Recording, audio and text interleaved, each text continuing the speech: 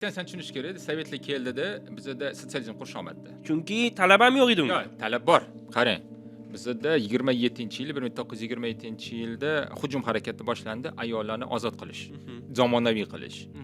Lekin 35 gacha borib shuncha ko'p ayol o'ldirilganki, shunchalik qarshilik bo'lganki ichki jamiyatimizda. Oxiri Stalin aytganki, mayli 35 dan keyin yumshataylik degan. Aynan bizanimi? Ha. O'zbekistonga ta'sir qilmaylik. Bemalol anaqa yozib qo'yinglar, kurashamiz. Hatto aytadi Toshkentda dash paranjilar kiyib yurishgan aholi. 63 yilda ham.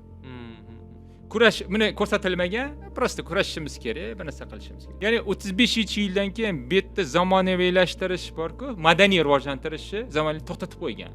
Shuning uchun 37-38da ko'p odam otildi, repressiya ko'p bo'ldi. Chunki kerak emas rivojlantirishmadi. Ikkinchi jahon urushi plus bo'ldi, bizda Navoiy viloyati bor, G'arbiy O'zbekistonda ko'p zavod, fabrika qurildi. Ayniqsa zavod, og'ir metallurgiya. Toshkent, Farg'ona, Toshkent bilasiz, Toshkentda juda ko'p zavod bor viloyatida. Hozir madaniy va texnologik o'zgarishlar haqida gapiryapmiz. Bizda SSR bitta qilgan ishi texnologik oldin ketib qolishdi-da, madaniy tushib ketdi.